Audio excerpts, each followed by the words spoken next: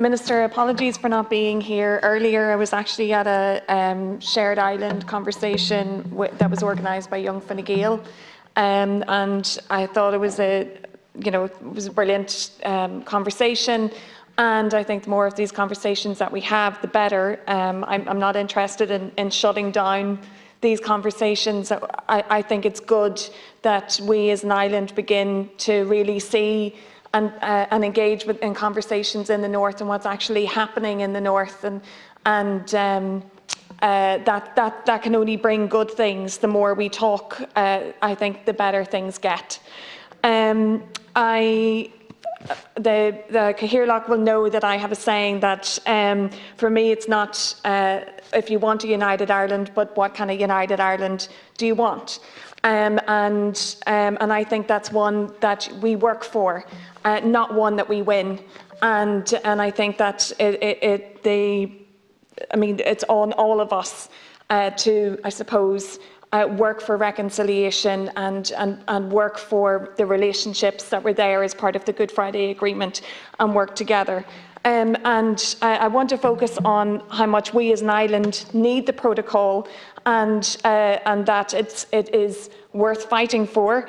I remember as a child being confused by the expression that you can't square a circle, and how when the realism of Brexit kicked in, that expression really haunted me. Ireland and the UK have gone from being partners within the European Union to redefining their relationship along the lines of EU membership and then being a third country. And it is incredibly difficult to recreate that interlocking and interdependent relationship based on that. Such as the scale of the challenge with the protocol and the work that went into it. And I know that you've been absolutely committed to that. And the Good Friday Agreement found a way to square the circle, and it was based on respect for each other, for different identities, different goals, parity of esteem and the blurring of hard lines. Whereas time and time again, Brexit and those that have supported the hardest of Brexits gave us hard and red lines, and unfortunately at the moment still do. And I don't mean any disrespect by that, but it's hard to draw any other conclusions, whether or not it's to scrap the protocol after a week, or triggering Article 50 without a plan, or vote against various solutions that were on the table. And we didn't arrive at the protocol overnight. We got here for a reason. And if there were better solutions, we had 5 years to come up with them. So it is far from ideal, but we do have to protect. The peace.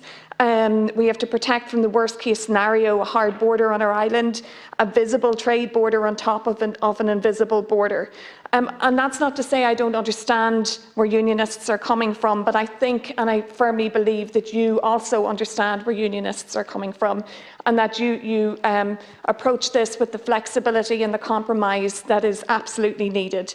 And I'm sorry that you, I suppose, have been pinpointed or targeted over the last few weeks, but I know that you're absolutely committed to finding solutions, to making trade as seamless as possible for Northern Ireland businesses, and to focus on the vibrant future of Northern Ireland and the opportunities that could be there for us in relation to having access to the single market and then access to the GB market as well.